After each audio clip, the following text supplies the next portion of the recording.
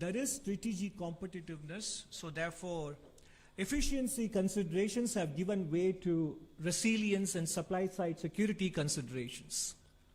The value of trade covered under the new import restrictions was as low as $170 billion in 2014-15. Now it's more than $1 trillion, $1.3 trillion. So effectively, I think both import-export and investment flows are being looked at through the prism of strategic competition. And that is a new world which may be with us for quite some time to come, and therefore we need to get used to operating in this space. As a result, world FDI net inflows as a percentage of GDP has come down from around 5% in the first decade to around 1% of GDP. And world exports as a share of world GDP peaked, even though it may not have come down as much as investment flows have come down. Clearly, it is on a declining trend compared to the ascending trend we saw towards the end of the last millennium and in the first decade. One of the outcomes of the globalization era was also the rise of China as a manufacturing power. India also rose as a power in global services. So what has happened in the last 25-30 years, and it is continuing even now, is in several high-tech, medium-tech areas, the presence of China is pervasive and dominant, and the manufacturing as a share of world gross output, China's share will probably be higher than the combined share of the next 10 countries. It gives them a lot of strategic levers and advantage in several areas, as we will see later in some other dimensions as well. This is an important development along with globalization in the last 40 years. Now, along with the dominance in manufacturing, in terms of the materials and minerals required for global energy transition, let's first take a look at the solar energy.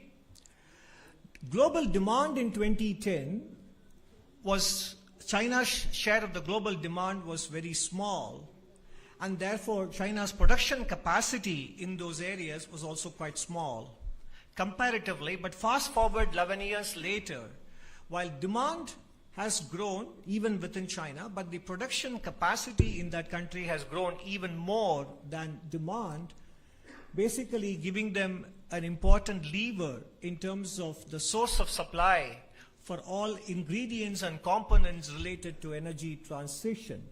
And if you happen to see the September 2024 report of Mr. Mario Draghi on the European competitiveness, the entire 75-page report is full of European concerns about the concentration risk that is there with respect to one country as a source of supply for all critical components and technologies with respect to energy transition and manufacturing, etc.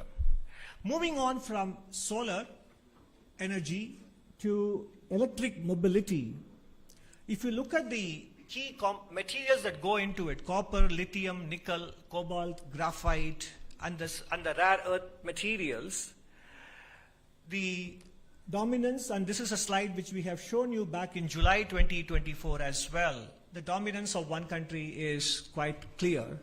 And in different stages of production, even if those materials are not mined in one country, the processing happens in a single country.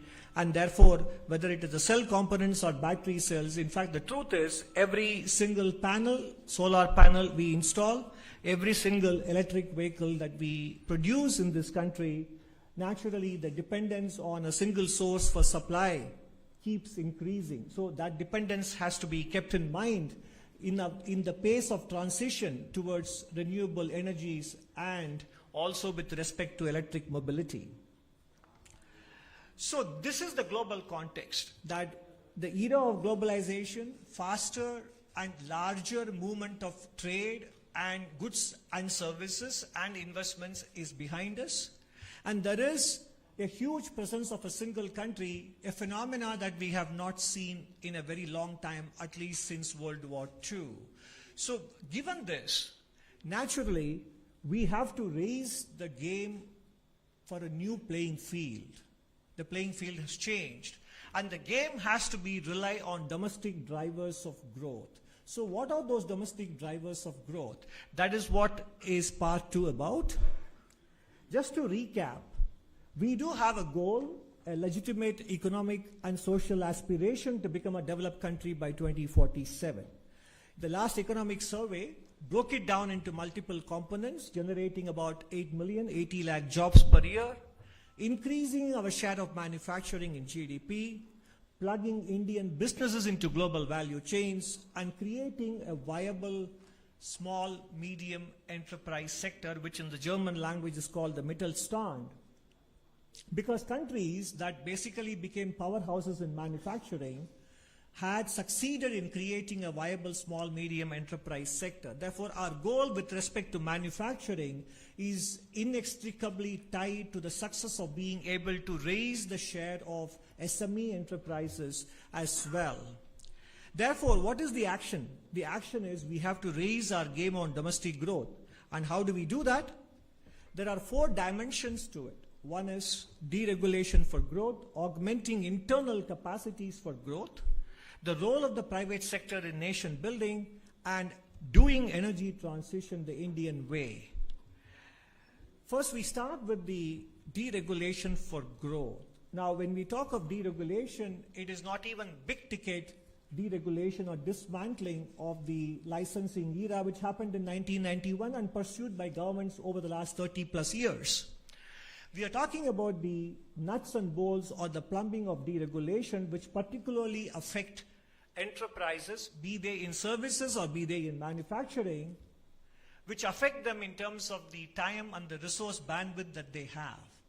And these are related to local level rules, laws, and regulations. So this is the deregulation exercise, which will probably not be a news story in the front pages, but that kind of deregulation at the local and the state government level have to happen pervasively for us not only to boost MSMEs, to boost manufacturing, but also to lift the potential GDP growth in the country. And this applies in the areas of labor and even in the education sector as well. We'll share with you a few examples. These are the areas where I think the regulations that are there today affect the day-to-day activities of businesses that don't have the kind of bandwidth which large enterprises have. Whether it is in land, building and construction, utilities, logistics, and there are sector-specific deregulation areas, and you can see more of them in Chapter 5 and also across other chapters in the economic survey. In general, we are obviously in the presentation, I can't go into all the issues which are there in the chapter. Just to illustrate, compliance costs make it cheaper to run two 150 worker factory than one 300 worker factory, whereas it should be the other way around. Regulations also disproportionately affect small businesses. If you look at the building restrictions, the setbacks to be allowed on all the 4 sides of a building, the floor area ratio restrictions, parking regulations, etc., take away much of the land available at the ground floor level for businesses. So actually manufacturing can start only from the first floor onwards in many small enterprises, both in urban and rural India, if they fully comply with the letter and spirit of these regulations. Naturally, that raises the fixed cost of doing business, and naturally, it also disincentivizes more hiring. So deregulation is not just about ease of doing business, it is a pathway to employment generation. And naturally, we also know that many states impose a high markup on electricity costs supplied to businesses compared to other non-businesses. And whereas in countries like Vietnam and Bangladesh, particularly in Vietnam, which we look up to, it is the other way around in terms of being our next important competitive country. They have the opposite problem, which is that the cost of electricity supplied to industries is on the lowest side there compared to what we have in India. And by the way, this is not just a theoretical exercise. We have done, and you will see more of it in Chapter 7, we looked at those states which have progressed a lot on business reform action plan, And lo and behold, those states have a much higher level of industrial activity. So there is a positive correlation between BRAP and the level of industrial activity that is there in these states. Moving on from industry to employment-related areas where deregulation can be pursued, in general, we do specify the number of hours workers can work daily and weekly. Every country has it.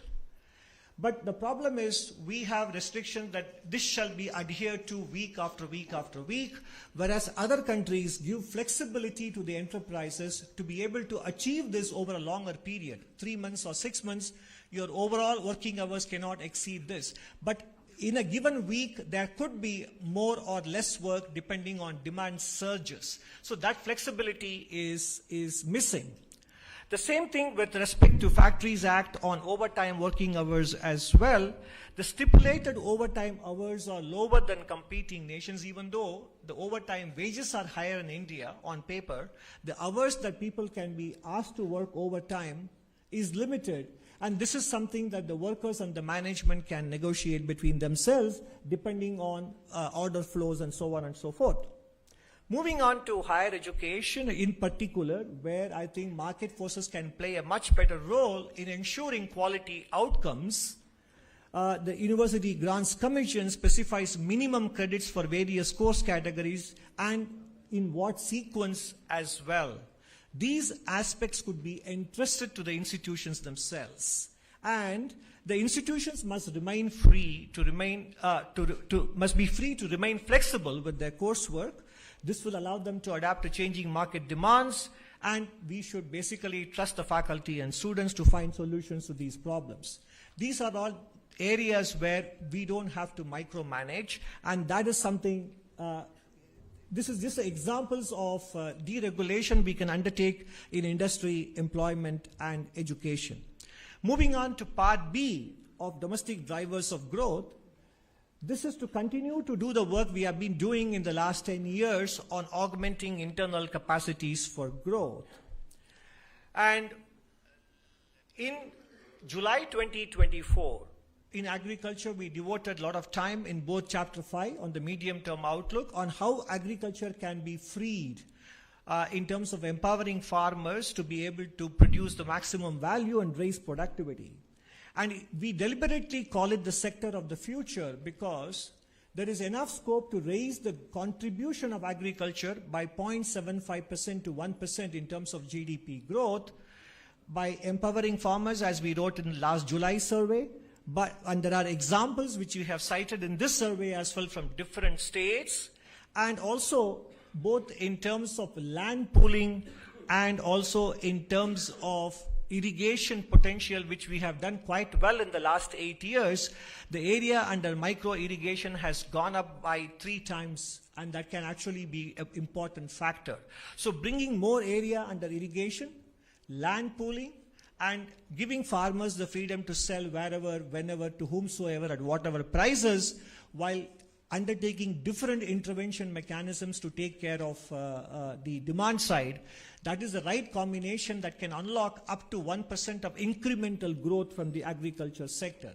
And given our size and given the impact climate change will have on some other nations in Africa and Asia, this will also give India a huge diplomatic and strategic leverage if we are able to become the breadbasket for many countries around the world. So this sector is not something that countries do well in their early stage of development, but given the change in globalization and given climate change, this sector can be a sector for the future as well. And as you see here on the left side, allied sectors in agriculture have been able to grow at much faster rate than the mainstream crops and food grains. So therein lies the clue as to what are all the elements from those areas which can be applied to traditional crop areas that will lift the overall growth rate of the agriculture sector. In terms of infrastructure development, we have done quite well in the last 10 years in particular, whether in terms of introducing new trains, new airports. We're contributing to reduced turnaround time in ports, coming down from 48 hours to 30 hours in the last couple of years.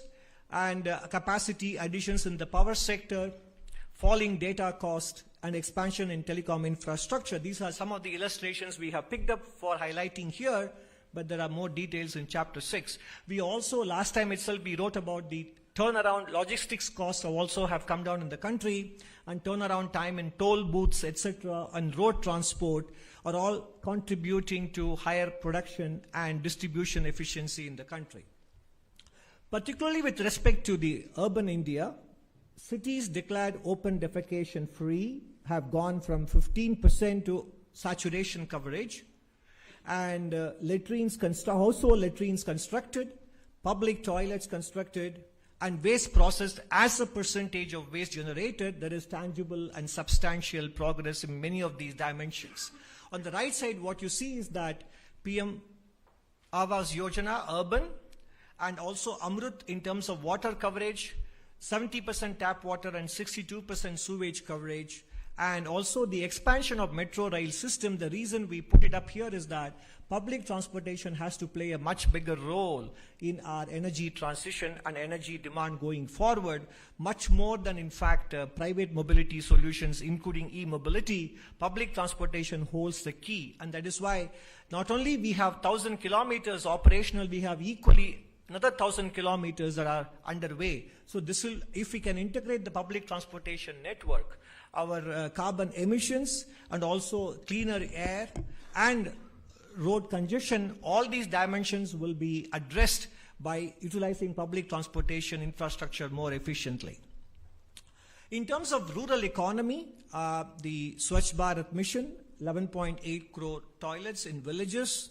Mission Amrit Sarovar. Again, if you look at the chapter on in agriculture and in industry, we talk about the importance of rejuvenating water bodies in contributing to the entire community development rather than purely providing water sufficiency. The National Health Mission, Sansad Adarsh Gram Yojana, empowering members of parliament to adopt villages and contributing to village development. Jal Jeevan Mission, 12.2 crore households provided, and Pradhan Mantri Awas Yojana Grameen, 2.7 crore houses completed. Now, in terms of infrastructure, it is not enough to talk only about the physical infrastructure. We have done quite well with respect to at the general government level, not just the union government. The overall expenditure has gone up from 10.4 lakh crores across the country between center and states to 25.7 lakh crores on social services, primarily health, education, etc. And this is a growth rate of more than this is the multiple of about 2.5 times in the last 7 years. And in terms of the building blocks for better education, the foundational literacy and numeracy, central and state government initiatives are covered. One is the Nipun Bharat initiative, the mission to ensure that every child attains foundational literacy and numeracy by the end of grade 3 by 2026. Some of the specific examples are also covered in the economic survey. Initiatives and interventions in states like Bihar and Gujarat are also given adequate coverage in chapter 11 of the economic survey. Apart from that, we also highlighted several private sector not-for-profit initiatives in these dimensions, whether with respect to learning or social and emotional learning, which are not typically covered in classroom textbook learning. All the private sector initiatives or not-for-profit initiatives that can be replicated and scaled up, and specific state-level initiatives that are working well, which can also be considered as possible models to be adopted elsewhere.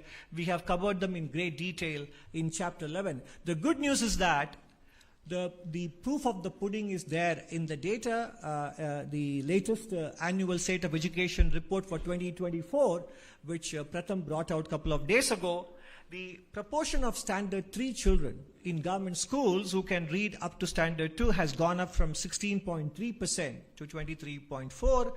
And in middle school, major improvements in basic reading and arithmetic seen in all grades, and the progress at the high school level, more than 75% can do basic digital tasks. And the same report also covers the availability of infrastructure that facilitates learning in the classroom in terms of midday meal being served, drinking water availability, usable toilets, and usable toilets for girls in particular as well. In all these areas, in the last 6 years, there has been noticeable improvement as well. Skilling initiatives found a prominent place in the last budget presented in July. And many of these initiatives, in fact, it looks as if I have to give you a specific glossary for this slide alone in terms of the number of abbreviations that are being used here. CTS stands for Craftsman Training Scheme in Industrial Training Institutes. PMKVY is Pradhan Mantri Kaushal Vikas Yojana. And Jan Shikshan Sansthan is JSS. And NSTI is the National Skill Training Institutes. NAPS stands for National Apprenticeship Promotion Scheme. And NCVET stands for National Council for Vocational Education Training. With this glossary out of the way, now we can look at the statistical landmarks and achievements that we have presented to you here in this slide. So in terms of Craftsman Training Scheme, 1.24 crore people have enrolled. And in the Kaushal Vikas Yojana, 1.57 crore people trained, etc. I will refrain from reading out all the statistics out here, but the important point is the industry partnership that is coming up in the apprenticeship promotion scheme and in the internship scheme as well. I think last economic survey spoke about the need for academic, industry and government partnership, and this is an example of that in the skilling space as well. Moving on from physical infrastructure, education and skilling to health, the Affordable Medicine and Immunization Program through the Jan Aushadhi Kendras, over 14,000 are operational. Full immunization coverage is happening. Disruptive technologies, including drone technologies, being deployed to provide medicines in remote areas. And also, if you look at the health identity cards, Ayushman Bharat Health IDs, 72.8 crore IDs have been created, and 26.4 crore vaccine doses monitored and administered, and eSanjeevani is serving more than 30 crore patients as well. I'll move on to the next slide. While physical health is clearly manifestly important, what goes beneath the surface in many cases is the importance of mental health. And the Government of India has been cognizant of the importance of maintaining mental health as well. Many initiatives have been taken. The National Mental Health Program, Tele Manas, which provides consultation over the phone, and there was a Mental Health Care Act leading to the setting up of 47 mental health institutes flowing from the National Mental Health Policy in 2014. And in terms of the Mittelstand, which I spoke about as an important lever or important ingredient of manufacturing, in the PLI schemes for white goods, we have covered a box item on the success of the air conditioners with respect to the PLI. The entire value chain for air conditioners manufacturing in the country is now in place. And particularly with respect to white goods, 43% of the new applicants in the scheme are micro, small and medium enterprises. In terms of payment on time to micro businesses and small businesses, number of invoices financed on trades went up from 4.8 lakhs to 41.2 lakhs in FY24 in the last 4 years. That is a nearly 8 times jump in the number of invoices financed through trades. And the amount financed on trades has also gone up from 11,000 crores to 1.4 lakh crores. And many of you are aware of the Section 43BH, which allows businesses to deduct payments only after they make the payment in the year in which they make the payment to micro, small and medium enterprises, rather than on an accrual basis. And MSME Cluster Development Program has improved productivity by 10 to 15%. And in this regard, the survey also covers many initiatives taken by different states, from Gujarat to Madhya Pradesh to Rajasthan to Tamil Nadu, etc. We cover initiatives taken by several states for the growing MSME businesses and attracting new businesses, which can serve as inspiration for other states as well.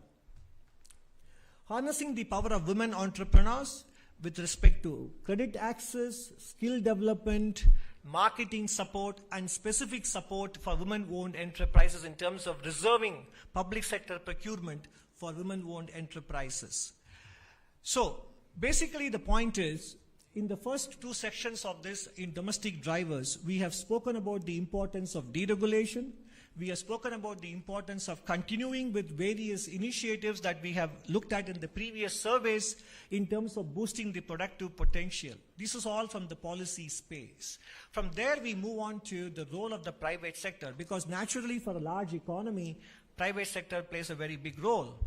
And in terms of the private sector, the specific asks are balanced deployment of capital and labor, curbing ultra-processed foods, fairer distribution of incomes, which is related to the balanced deployment of capital and labor, workplace, importance to workplace safety, workplace culture and mental health, and thinking about supply and sourcing from a strategic perspective as well, investment in R&D. So these are all the dimensions in which the private sector can also raise the game for the new playing field that we are confronted with today. In terms of fairer distribution of incomes, a topic which we brought up last survey as well, if you look at the growth in profitability and the growth in employment expenses, which is a combination of hiring and compensation, there is a huge disparity between the two, which has been highlighted by several private sector players themselves in the last few months.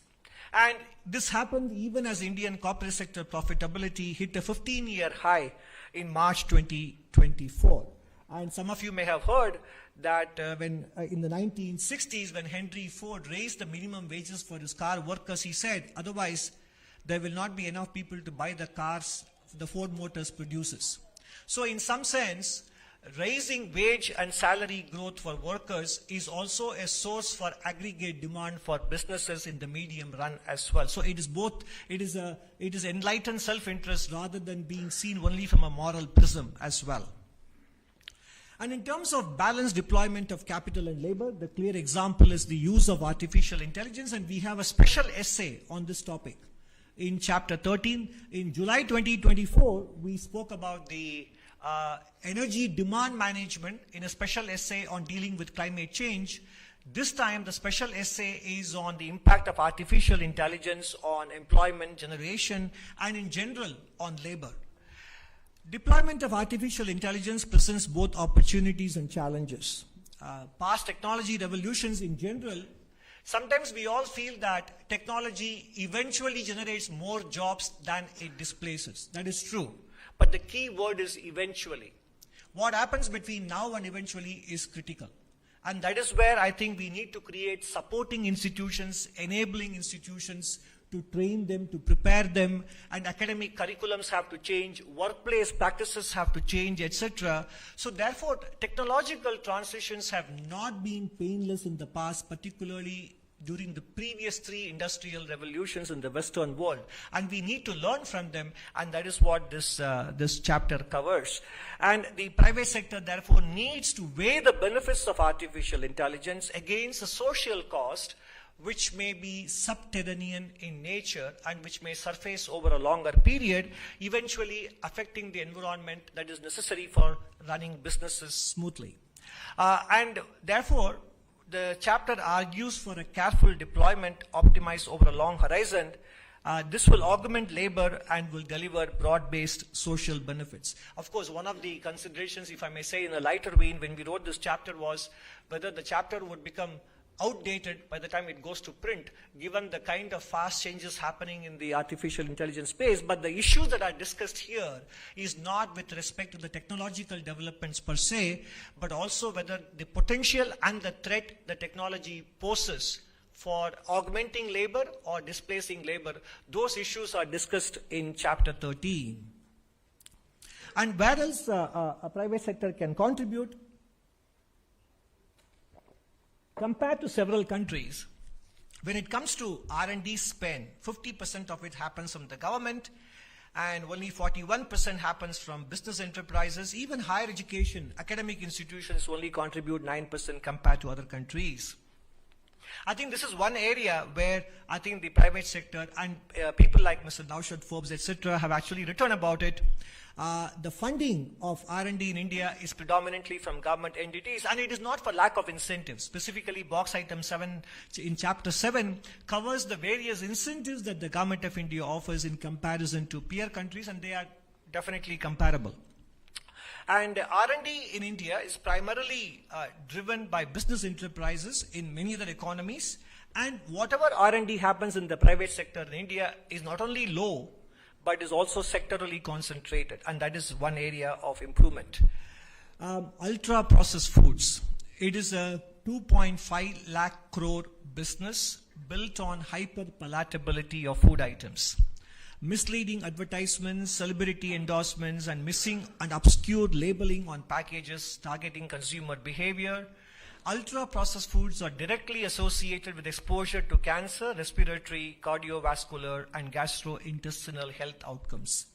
And poor dietary intake, unfortunately, is also associated with adverse mental health.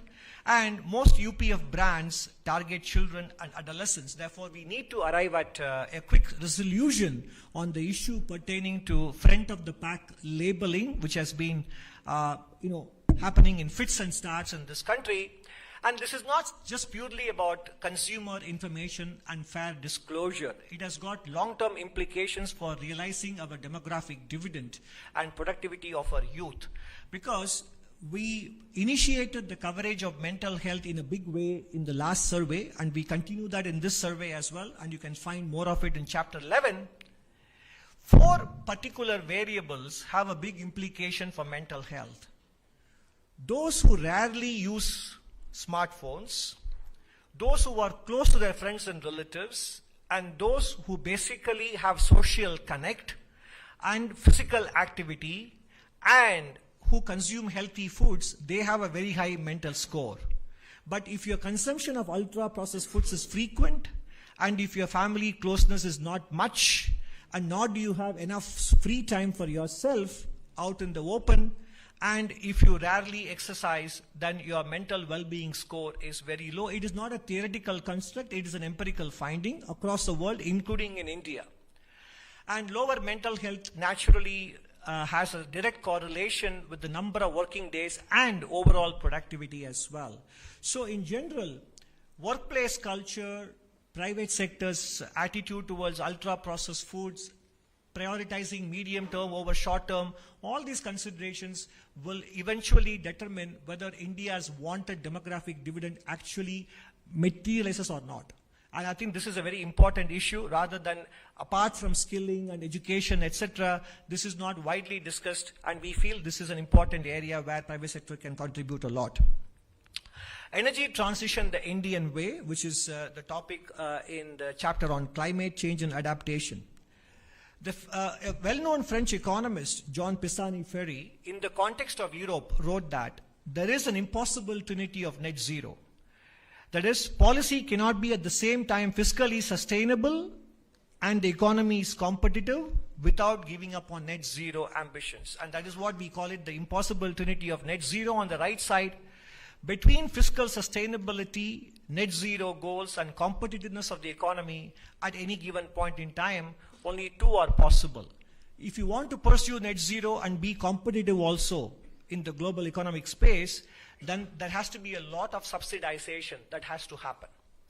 If you want to be fiscally sustainable, on the other hand, and also be economically competitive, Europe is realizing that net zero goals will become that much more challenging to pursue. Again, the Mario Draghi report on competitiveness has a lot to say on this with respect to Europe, and it applies to developing countries like ours as well. At the same time, if you want to pursue net zero, at the same time be fiscally prudent, then competitiveness will take a big hit as well, because energy costs will go up significantly, as has happened in Europe between pre-COVID and post-COVID. So the net result is that the trade-offs in climate mitigation is such that these days countries are realizing that we need to spend a lot of effort and resources on adaptation. The theme of the chapter on climate this time is how do we maximize our adaptation efforts, adaptation funding, as opposed to focusing on emission mitigation. India's energy transition, therefore, needs to have a multifaceted approach. It cannot be only about renewable energy, and renewable should be expanded to include transition fuels like natural gas and also, more importantly, nuclear power as well. And coal will continue to remain the mainstay even as we are making far better progress than many other countries on nationally determined contributions. In fact, India's use of coal has not come in the way of India making much better progress on NDCs compared to Western nations. These considerations are discussed in great detail in the chapter on climate and also in chapter 5 as well. In terms of financing, much of the flows today are concentrated on emission mitigation. But critically important, given the fact that the greenhouse gases already in the atmosphere will anyway cause global warming and damage to countries' environment, countries need to generate more adaptation financing. In fact, Nobel laureate Thomas Schelling very clearly said, if per capita income growth in the next 40 years compares with the 40 years just before that, vulnerability to climate change should diminish and the resources available for adaptation should be greater. I say this not to minimize concern about climate change, but to anticipate whether developing countries should make sacrifices in their development to minimize the emission of gases that may change the climate to their disadvantage. Their best defense against climate change may be their own continued development. Basically, the point is, economic growth and development generates the resources to be able to deal with energy transition and climate change, and therefore, if we have to continue to grow while making energy transition, prioritization should be on adaptation. And apart from the strategic considerations I mentioned earlier in terms of ensuring that we are not affected by the single source concentration risk that many countries, including India, are exposed to. And as we wrote in the last economic survey in chapter 13, the power of collective action, small changes, big impact, has to be also kept in mind. The lifestyle for environment movement, small individual actions, impact of lifestyle changes. A 13% change in global population behavior can reduce carbon emissions. For example, having the thermostat at 26 degrees or 27 degrees and having a small fan circulation will keep the room cool than keeping the thermostat at 20 degrees in summer, for example. Food waste reduction. Finishing food on a plate can save 90 kilograms of food waste per person annually, cutting down carbon emission and food loss.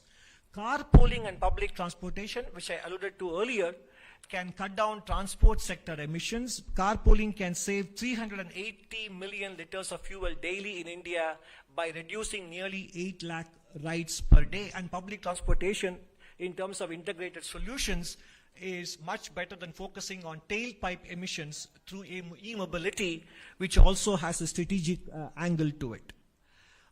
Recycling power. Recycling 1 ton of newspaper can prevent 25,000 liters of water wastage, contributing to more efficient resource use. Finally, we come to the state of the economy, which is the current. The economy grew 6% in the first half, and second half it is poised to do better. Growth remains close to decadal averages, especially if you look at agricultural sector, gross value added, industry.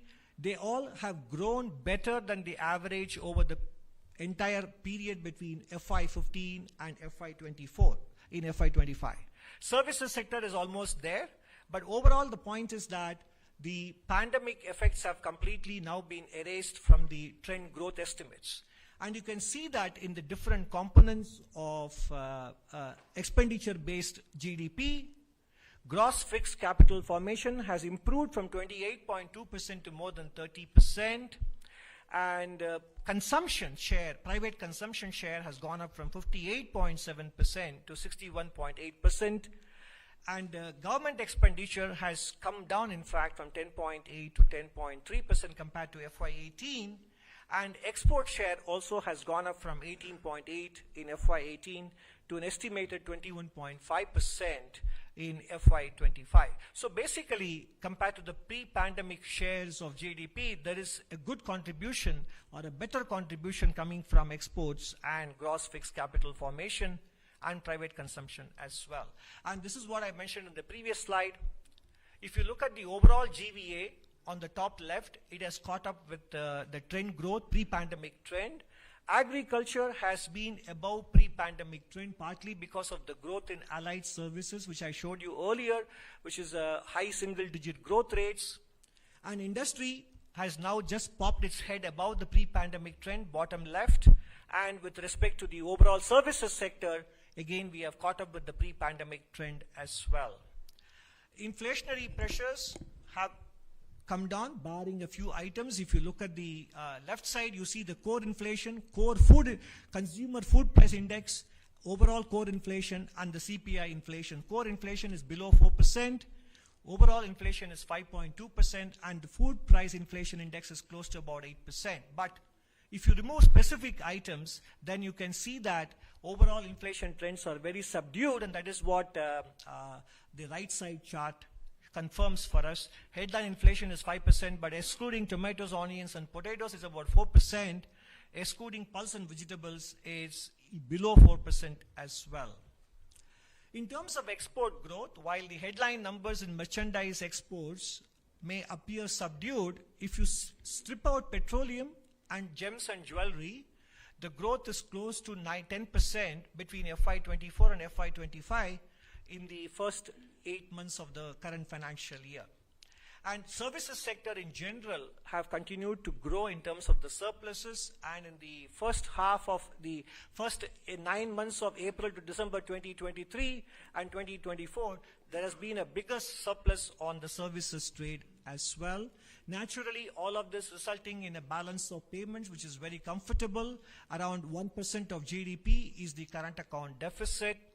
And therefore, financing this current account deficit has been not a problem despite successful and profitable exits by many businesses in the last 2 years.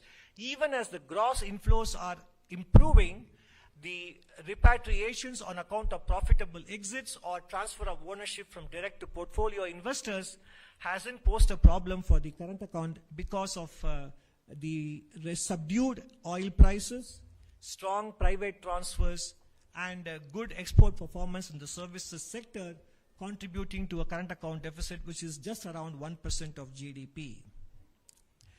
The growth outlook for FY26, we projected 6.5% to 7% for FY25, and this time we are projecting a growth outlook between 6.3 and 6.8% for FY26, which is in line with the projections made by many international organizations as well.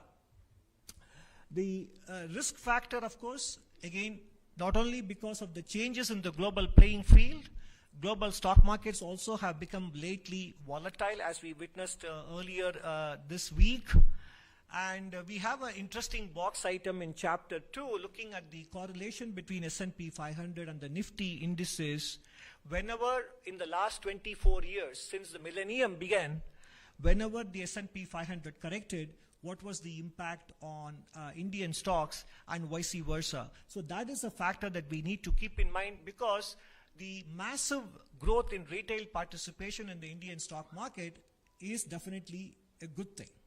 But also, when the market corrects, it could have implications for spending intentions, and sentiment effect, etc. could be significant. And that is one risk we have kept in mind when we came up with the outlook between 6.3 and 6.8% for the real GDP growth. And as we always say, we will be very happy to be proven to be wrong and conservative if the final outcome turns out to be better than 6.8 as well. So, to sum up, how do we raise our game for a new playing field when globalization is no longer going to provide the tailwind in terms of export growth and foreign investment growth?